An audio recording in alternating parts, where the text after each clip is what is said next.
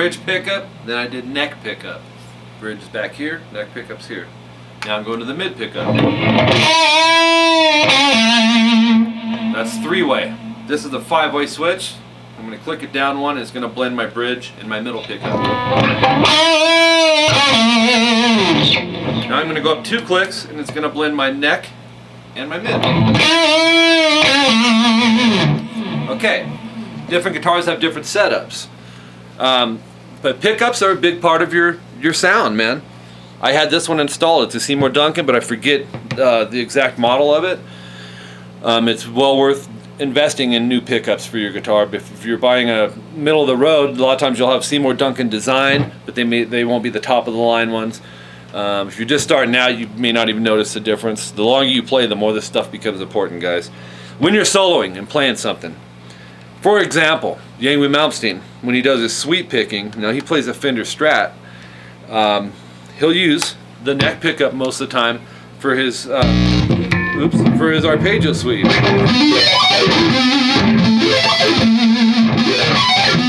Now if I'll do that again, and I'll put it, that's on the neck pickup, now I'll do it on the bridge.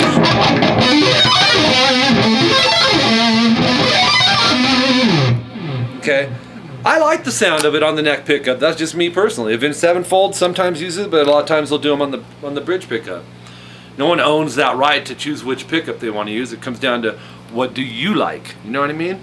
Now, when you switched over to something on the clean channel, let's go to a chorus setting. Okay.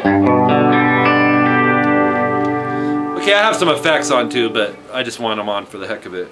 So, in something like, I don't know, I'll just...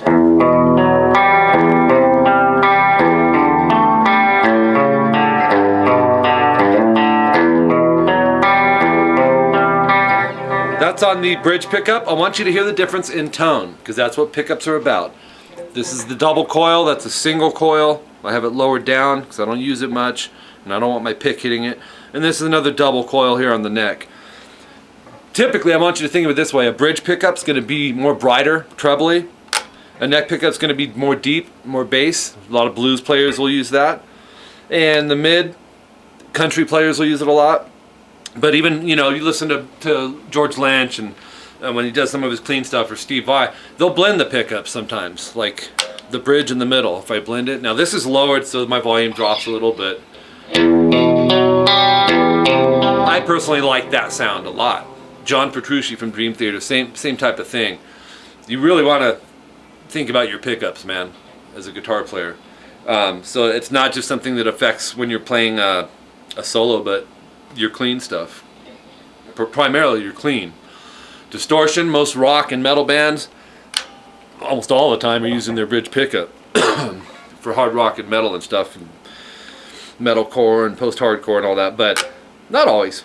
It comes down to there's no rule book on it. What does your ear like? Okay? So now I'll do that same thing on the neck pickup, and I want you to hear the bass, the more bassiness here. Let's go to bridge.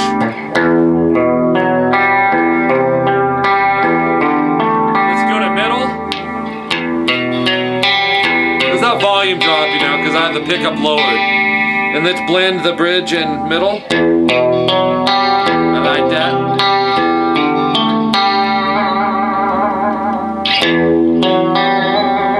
Never mind, I won't go there. Okay, then I'll blend the neck in the middle. Ah, it's okay, I don't like it. If you're overdubbing some guitar tracks, that's a good opportunity to experiment and maybe do 3 different tracks and have your pickups on different settings. Now, if you're doing a distortion thing, I'm just going to shut off my effects completely. I want you to hear in a rock metal setting.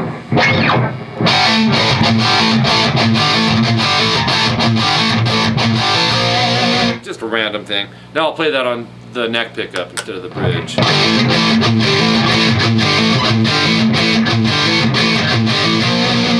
It's just too bassy for me personally, but you may like that, okay? In a country setting, I'm not going to hit all the styles, but I want you to hear.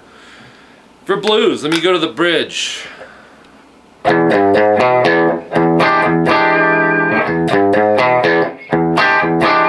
Now let's go to the neck. And I like the neck better. This is just too twangy like that for me.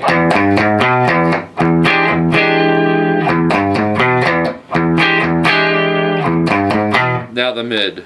You know the difference is? Blues, to me, it sounds better on the neck pickup. Now let's do something country. I'll just do a short little country riff here on the bridge pickup.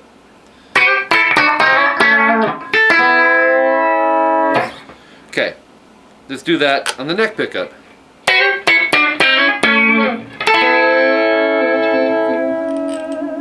Let's do it on the mid pickup. Now for me personally, yes, the volume dropped, but for country, I like that middle pickup or a blend of the bridge in the middle. Kind of nasally sounding, you know? So that's all this lesson was about, because I get questions on lots of different topics, and I'm going to save most of that for my website, but occasionally I'm going to explain some of that stuff on here too for you guys. If you're wondering what my favorite pickups are, they're Seymour Duncans. I've played DiMarzio. DiMarzios are cool too. As a matter of fact, in my Yamaha I have a DiMarzio, I always forget the model numbers of my stuff, you guys. But it's one of the Steve Vai pickups, and it's killer, man. It's right up there with the Seymour Duncan. But I think Seymour Duncan, I like the variety that they have, and I mean, almost any Seymour Duncan pickups just sounds killer, and I don't feel that necessarily with DiMarzio. EMGs, you know, are active pickups, which means they take a battery. They're cool pickups, you know. I bought the Dimebucker. There's a Dimeback Darrow one. I had it in my Yamaha, and woo! That thing was the highest gain pickup I've ever played through in my life. When I switched pickups and went up to my neck pickup, the volume just dropped. It was too much distortion. I traded it out and then put in the DiMarzio, the Steve Vai pickup. Evolution. That's the Steve Vai one. It's killer, man. Check it out. But you know what? Don't underestimate the pickups. You know. Sure, there's lots of factors that create your sound, your amp, how you EQ your amp, what type of amp you have, what type of guitar you have, type of wood that it's made out of, the quality of the parts. Lots of craftsmanship issues involved in it, but pickups, man, are right up there at the top, man, for sure. But you decide, you know. You can go on to like Seymour Duncan's site, or I think any pickups, even DiMarzio or whatever, and they'll let you hear them. Of course, it's coming through your computer speakers, but you can hear kind of what they sound like. It'll give you a sample, and it's cool. But really, you want to play it through your gear, through your amp, and make sure it's the sound you like. Okay? So, yeah, a little different of a lesson, I know. But these are things that are important, man. When you want to shape your sound, and if you're going to stick with guitar playing, at some point, your sound is going to become very important to you, okay? So, just wanted to share that with you. Thanks for tuning in.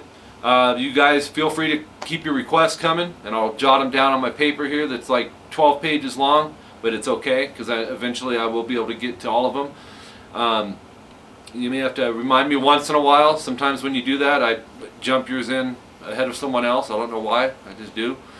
But my website's rockinguitarlessons.com. By the time you watch this, it should be launched and everything. It's $25 a month to join and become a premium member. It'll have jam tracks and lots of very cool, useful stuff for you guys. It's not a big theory website. It's a hands-on, get better now type of website. I've been teaching 20 years, man. I've taught in over 12 music stores, 10 at least, in that time. I've seen music stores come and go out of business and this and that. So I know how to get results out of my students for sure, okay? If you want to do some Skype lessons, hit me up. My Skype name is Rocking Guitar Lessons. And only add me if you want to do the lessons. The rates are the same as my private students, $50 an hour, $25 for a half hour. We can work on what you want, and nothing beats private lessons, point blank. And I'm not saying it because it's $50 an hour. Nothing beats it, okay? Because I can hear you, I can see you, I can watch you, and point, okay? If you have a bad technique going on, let's fix that. Plus you can work on the things you want to work on. Articulate them, get them down right. I'll give you ideas to memorize it quick. It's just the route to go. So if you want to do that, add me. My email is rockinguitarlessons@hotmail.com. If you want to donate to this channel, my PayPal email is tvxpunk@aol.com. If you can't donate, don't worry.